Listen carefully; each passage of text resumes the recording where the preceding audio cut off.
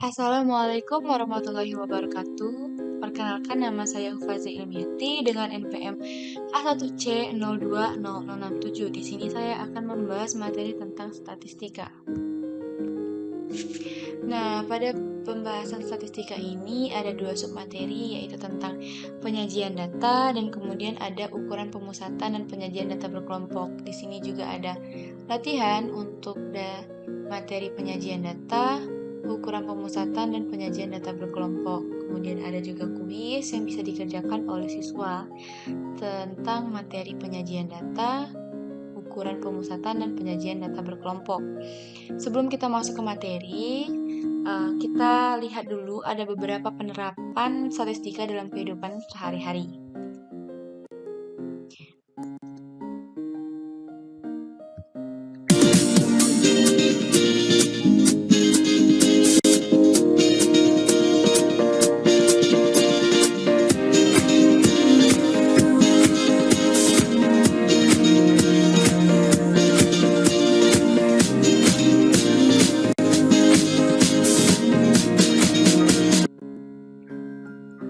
Nah, itulah tadi beberapa contoh penerapan statistika dalam kehidupan sehari-hari kita. Sebenarnya masih banyak penerapan statistika dalam kehidupan sehari-hari kita. Nah, sekarang kita masuk ke materi. Yang pertama yaitu penyajian data.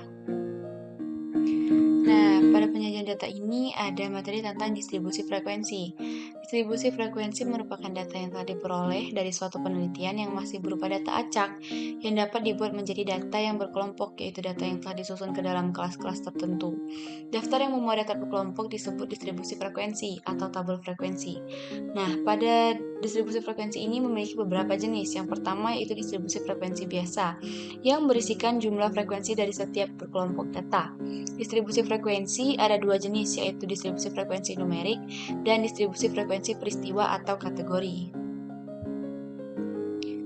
Kemudian ada distribusi frekuensi relatif yang berisikan nilai-nilai hasil bagi antara frekuensi kelada dan jumlah pengamatan.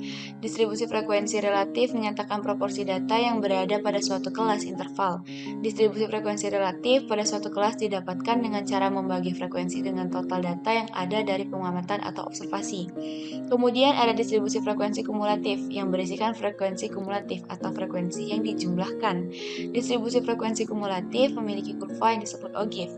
Ada dua macam distribusi frekuensi kumulatif, yaitu distribusi frekuensi kumulatif kurang dari dan distribusi frekuensi lebih dari. Kemudian ada bagian-bagian dari distribusi frekuensi tersebut. Yang pertama itu kelas-kelas, di mana kelas merupakan kelompok nilai data. Kemudian ada batas kelas, yang merupakan nilai-nilai yang membatasi kelas yang satu dengan kelas yang lain. Nah, pada batas kelas ini ada dua macam, yaitu pertama batas bawah kelas terdapat di sebelah kiri deretan kelas, dan batas atas kelas terdapat di sebelah kanan deretan kelas. Kemudian ada tepi kelas yang merupakan batas kelas yang tidak memiliki lubang untuk angka tertentu antara kelas yang satu dengan kelas yang lainnya. Nah, apabila ujung atas interval kelas pertama ditambah ujung bawah interval kedua dan dikalikan setengah, maka hasil tersebut dinamakan tepi kelas, atau ujung bawah interval kelas dikurangi 0,5, 0,05, bahkan 0,005. Tergantung ketelitian data yang dibuat oleh peneliti, dan di ujung kelas atas itu ditambah 0,5, 0,05, atau 0,005. Maka nilai itu dinamakan batas kelas. Kemudian ada titik tengah kelas yang merupakan nilai data yang terletak di tengah-tengah kelas. Titik tengah kelas itu sama dengan 1/2 dari batas atas kelas ditambah batas bawah kelas. Kemudian ada interval yang merupakan selang yang memisahkan kelas yang satu dengan kelas yang lainnya. Ada juga interval kelas yang merupakan jarak antara tepi atas kelas dan tepi bawah kelas. Ada juga frekuensi kelas yang merupakan banyaknya data yang termasuk ke dalam kelas tertentu. Nah, ini merupakan contoh dari tabel distribusi frekuensi di mana terdapat interval kelasnya, turus, dan frekuensinya. Nah, dari gambar ini itu diketahui banyak jumlah kelasnya, itu ada 7. Kemudian ada batas kelas-kelasnya, ada batas bawah kelasnya, kemudian ada batas atas kelas-kelas, kemudian ada tepi bawah kelas. Ingat ya, kalau tepi bawah kelas itu dikurangi 0,5, 0,05, atau bahkan 0,005. Nah, kemudian untuk tepi atas kelas, kalau yang tepi bawah kelas tadi dikurangi 0,5, 0,05, atau bahkan 0,005, maka untuk tepi atas kelasnya ini kita jumlahkan, kita tambahkan dengan 0,5, 0,05, atau bahkan 0,05. Nah, kemudian ada titik tengahnya, ada interval kelas, kemudian ada panjang interval kelasnya masing-masing 13, dan ada frekuensi dari data tersebut. Nah, untuk ini ada beberapa cara untuk penyusunan distribusi frekuensi. Yang pertama, kita mengurutkan data dari yang terkecil ke yang terbesar.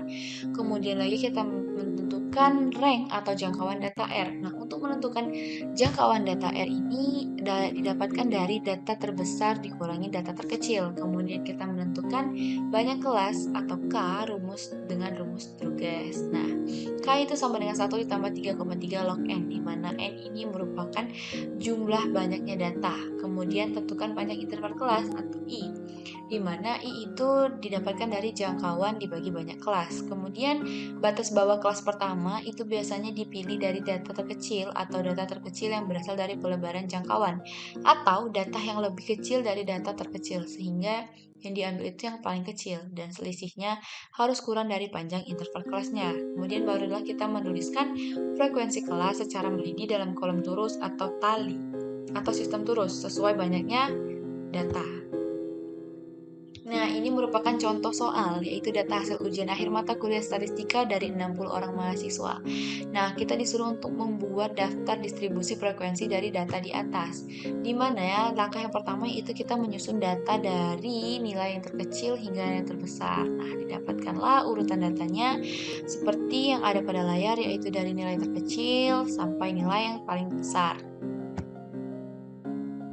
Kemudian kita menentukan jangkauan atau R, di mana untuk menentukan jangkauan tadi data terbesar dikurangi data yang terkecil sehingga jangkauannya didapatlah 88. Kemudian untuk menentukan banyaknya kelas atau K itu 1 ditambah 3,3 log 60. Kenapa log 60? Karena N-nya tadi itu jumlah datanya itu 60 sehingga didapatkan 6,8 dan kita bulatkan ke angka 7. Kemudian ada lebar interval kelas atau I, yaitu 88/7, di mana untuk menentukan lebar interval kelas tadi yaitu jangkauan dibagi dengan banyaknya kelas sehingga didapatkan hasilnya 12,5. Kita bulatkan ke angka 13. Kemudian batas kelas pertama, misalnya kita ambil 9 dikarenakan nilai yang terkecil tadi adalah nilai 10.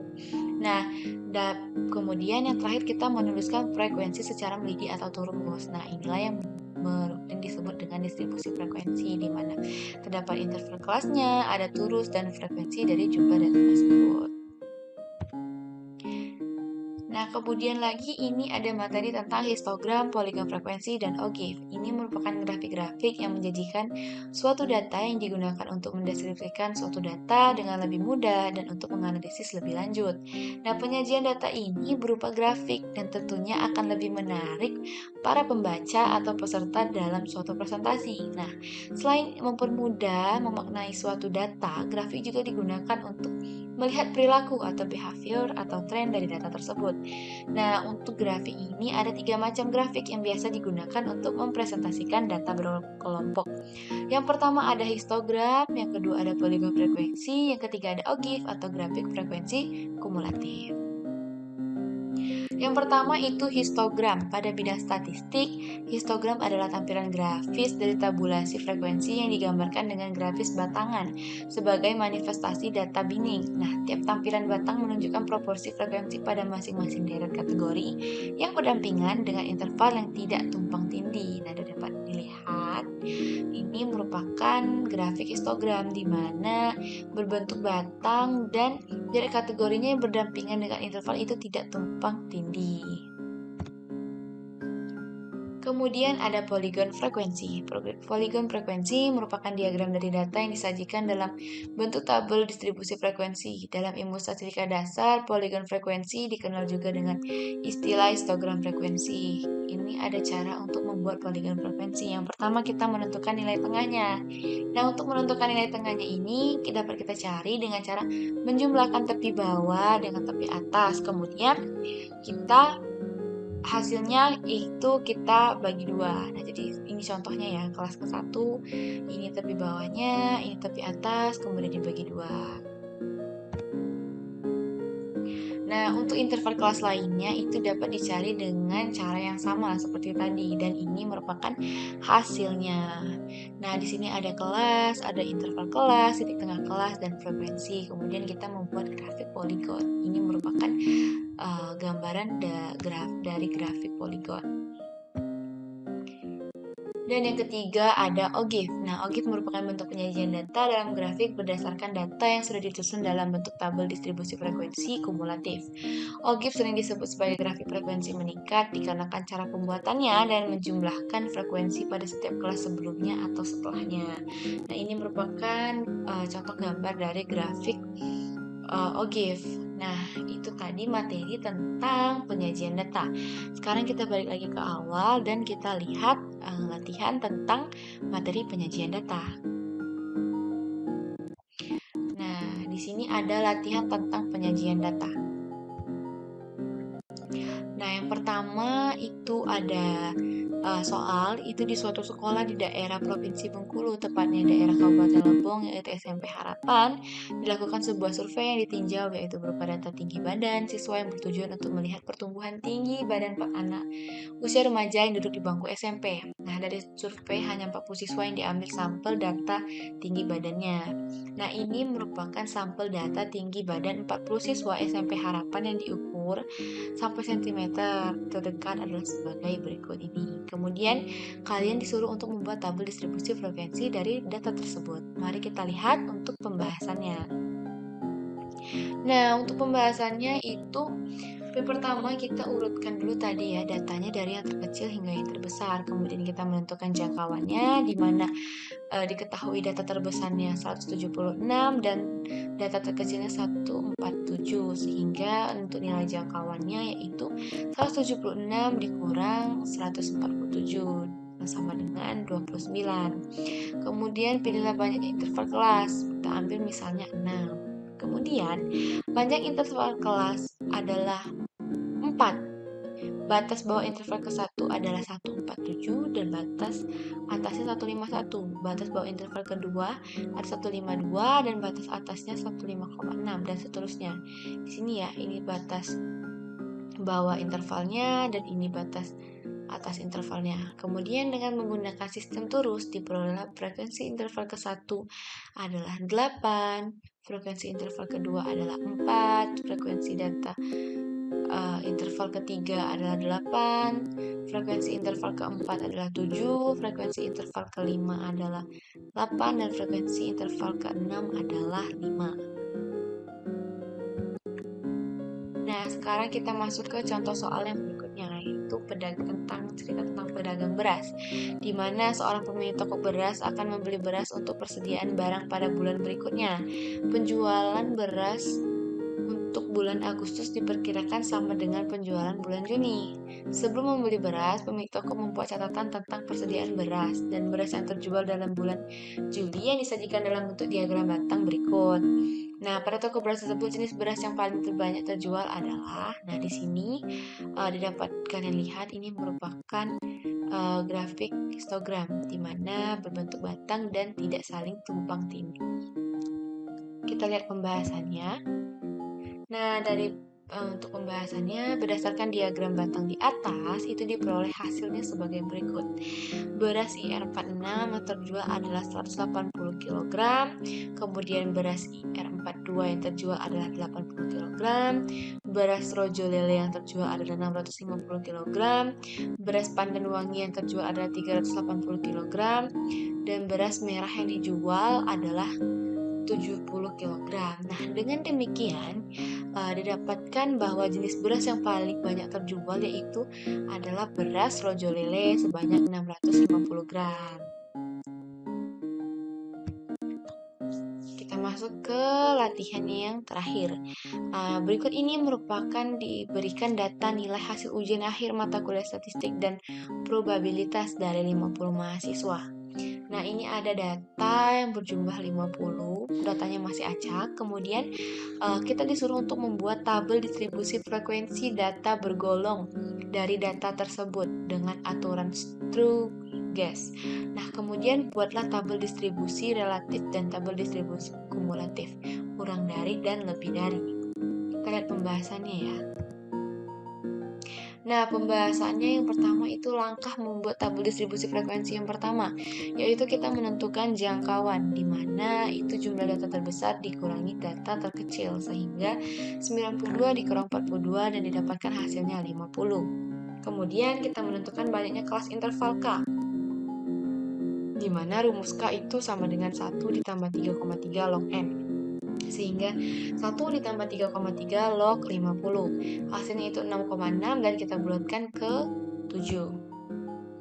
Kemudian kita menentukan panjang atau lebar kelas interval, di mana jangkauan dibagi banyaknya kelas, yaitu 50 bagi 7, yaitu 7,1. Dan kita bulatkan ke angka 8. Nah, buatlah daftar distribusi yang terdiri dari kolom kelas, interval, tabulasi, dan frekuensi. Nah, dapat dilihat pada layar, inilah yang merupakan dari interval, tabulasinya, frekuensi, nilai tengah, batas kelas, frekuensi relatif, terus frekuensi kumulatifnya, lebih dari dan kurang dari. Nah, inilah tadi latihan dari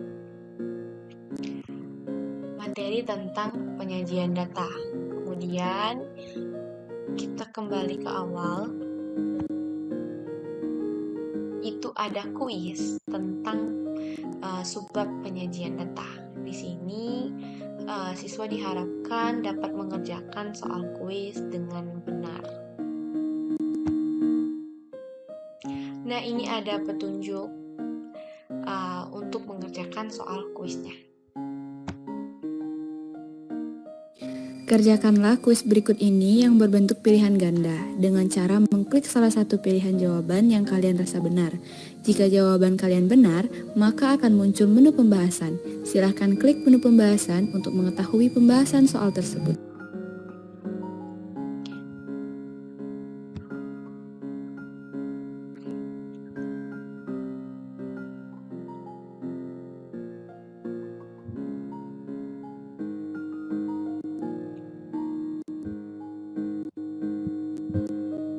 Nah, ini ada kuis pertama untuk siswa. Kemudian nanti untuk hasil jawabannya, siswa dapat mengklik pilihan ganda ini dan nanti akan ada solusi yang muncul.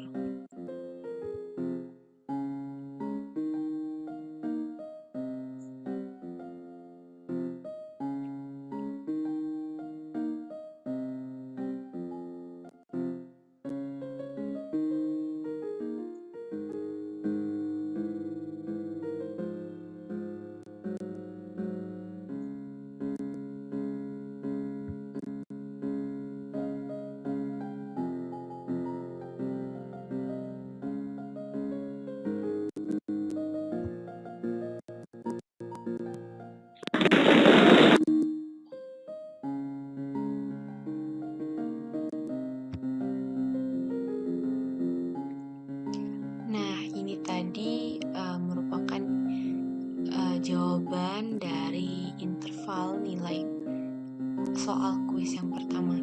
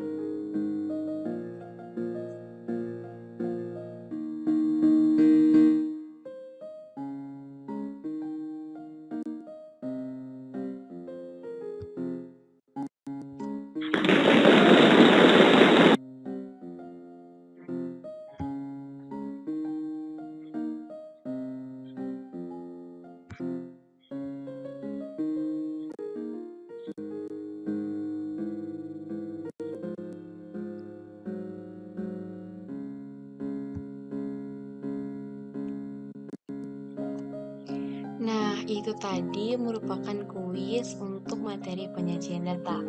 Setelah itu, kita masuk ke materi yang kedua, yaitu tentang ukuran pemusatan dan penyajian data berkelompok. Di sini ada ukuran pemusatan data berkelompok. Ukuran pemusatan data digunakan untuk mendapatkan gambaran yang lebih jelas mengenai sekumpulan data. Ukuran pemusatan data ini terdiri dari MEAN, yaitu perhitungan untuk menghitung nilai rata-rata pada data berkelompok. Didapatkan ini rumus untuk mencari MEAN. Kemudian ada median atau nilai tengah atau data yang terletak di tengah-tengah pada data berkelompok. Dan ini juga merupakan rumusnya. Dapat dilihat pada layar. Kemudian ada modus, nilai yang paling sering muncul pada distribusi pada berkelompok. Dan ini rumus untuk menentukan modus. Kemudian ada ukuran penyebaran data berkelompok. Melansir Ensiklopedia Britannica, ukuran penyebaran data digunakan sebagai ukuran yang menunjukkan seberapa jauh data tersebar dari rata-rata. Ukuran penyebaran data ini terdiri dari jangkauan, yang disebut juga rank atau selisih antara data dengan nilai terbesar, dari data dengan nilai terkecil pada data berkelompok, di mana jangkauan itu menggunakan nilai tengah, R sama dengan X1 kelas terakhir dikurang X1 kelas pertama.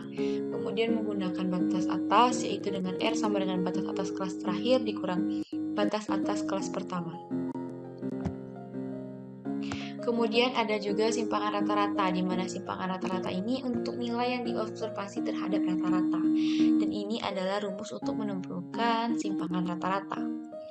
Kemudian ada simpangan baku, yang merupakan nilai ukuran penyebaran data yang secara umum paling banyak digunakan. Nah, ini untuk rumus untuk simpangan bakunya. Kemudian ada kuartil. Nah, ini merupakan ukuran posisi yang membagi kelompok data menjadi 4 bagian yang sama besar, yaitu adalah kuartil 1, kuartil 2, dan kuartil 3. Ini rumus untuk menentukan kuartil. Kemudian lagi ada desil, yang dimana nilai batas atas sekumpulan data yang dibagi menjadi 10 bagian yang sama besar. Ini ada rumus untuk menentukan desilnya. Kemudian ada lagi persentil, di mana nilai batas yang membagi data menjadi 100 bagian yang sama besar. Dan ini rumus untuk persentil. Dan ini adalah keterangan dari rumus-rumus yang tadi. Ada sigma Fi kali Xi yang merupakan jumlah hasil perkalian frekuensi dengan nilai tengah. Ada sigma Fi yang merupakan jumlah frekuensi nilai tengah. Kemudian ada B merupakan batas bawah kelas, P panjang kelas, N banyaknya data, F merupakan jumlah frekuensi sebelum kelas. Kemudian ada F kecil yang menjelaskan tentang frekuensi kelas. Kemudian ada D1 yang merupakan frekuensi kelas modus dikurangi frekuensi kelas sebelumnya. Ada D2 yang merupakan frekuensi kelas modus dikurangi frekuensi kelas berikutnya. Kemudian ada X1 sama dengan nilai tengah, D1 sama dengan I per 10N, kemudian ada R1 sama dengan 1 per 100N.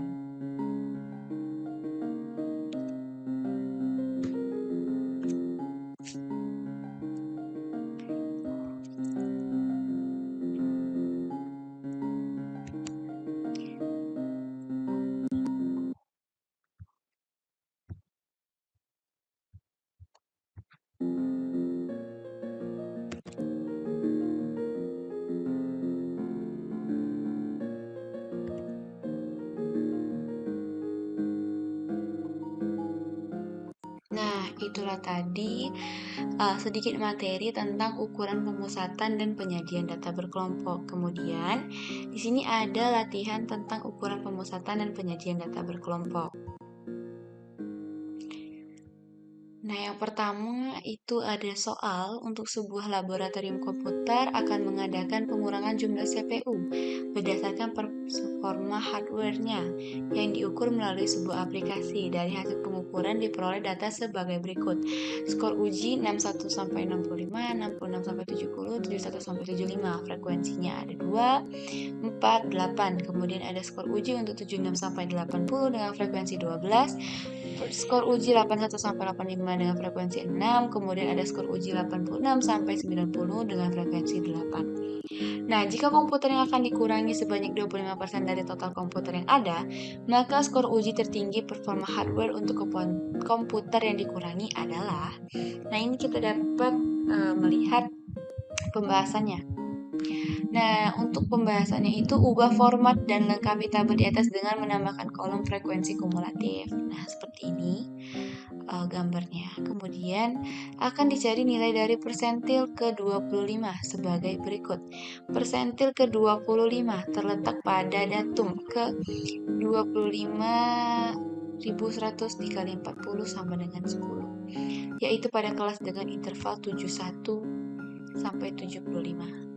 Nah, dengan demikian diperolehnya P25 sama dengan LO ditambah C, di mana 25/100 dikali N dikurang sigma F KP per FP, di mana LO-nya itu 70,5 ditambah C-nya itu 5, kemudian 25/100 dikali 40, kemudian dikurangi 6/8. Nah, kemudian lagi itu hasilnya 70,5 ditambah 5 dikali 4/8. Dapatkanlah hasilnya 70,5 ditambah 2,5 sama dengan 73. Nah, dapatkan LO ditambah C, kemudian nilai N-nya, sigma FKP-nya, dan FV-nya itu dari sini. Ini sudah diletakkan berapa jumlah LO, C, N, sigma FKP, kemudian ada FP-nya. Nah, jadi skor uji tertinggi performa hardware untuk komputer yang dikurangi adalah 73,00. Nah, catatan ada selain untuk menggunakan P40, kasus ini juga bisa diselesaikan dengan menggunakan Q1 atau kuartil pertama karena 25% dapat ditulis sebagai 14.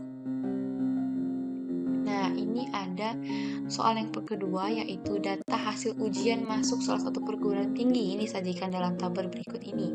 Ada nilainya, ada kelasnya, kemudian ada frekuensinya. Jumlah peserta ujian yang akan diterima sebagai mahasiswa adalah 60% dari jumlah peserta ujian. Kemudian nilai terendah dari peserta ujian yang lolos tes adalah, di sini kita mencari nilai terendah dari peserta ujian yang lolos tes.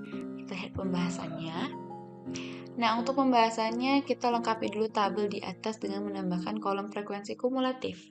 Hampir sama seperti soal nomor 1 yang tadi. Kemudian akan dicari nilai dari persentil ke-40 sebagai berikut ini. Persentil ke-40 tetap pada datum 40/100 dikali 300 sama dengan 120, yaitu pada kelas dengan interval 56 sampai 65.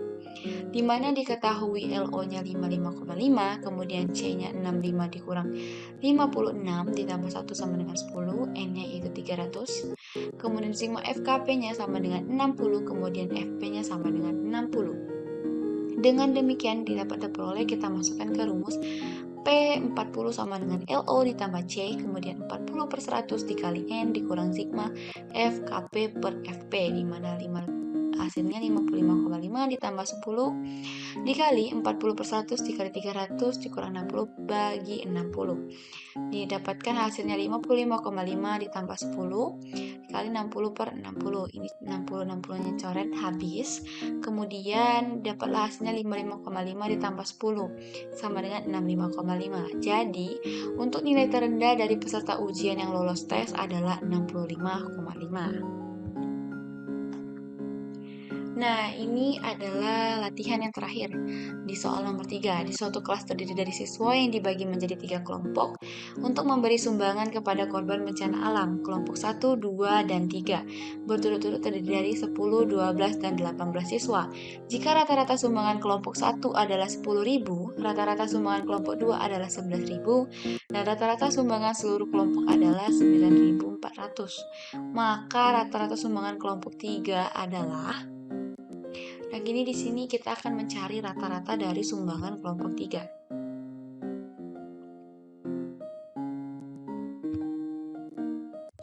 Nah, ini adalah pembahasan yang diketahui N1 10, N2 12, N3 18, di mana sigma XI-nya itu adalah 10.000, sigma X2 yaitu X bar 1 sama dengan 10.000, kemudian X bar 2 sama dengan 11.000, kemudian ada X bar G sama dengan 9.400. Yang ditanya adalah X bar 3. Notasi N ini menyatakan banyak siswa pada suatu kelompok, dan X menyatakan rata-rata sumbangan suatu kelompok. Notasi XG menyatakan rata-rata sumbangan seluruh kelompok. XG dapat ditentukan dengan menjumlahkan seluruh sumbangan yang ada pada setiap kelompok, lalu dibagi banyak siswa seluruhnya. Didapatkan X bar G sama dengan N1 dikali X bar 1, X1 ditambah N2 dikali X bar X2 ditambah N3 dikali X bar X3.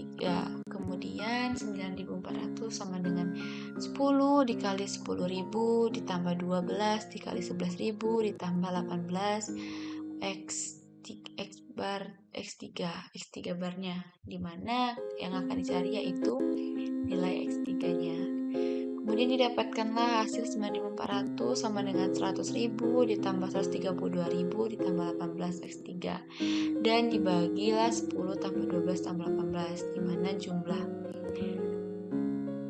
keseluruhannya tadi jadi 40, sehingga 9.400 dikali 40 sama dengan 232.000 ditambah 18 X3.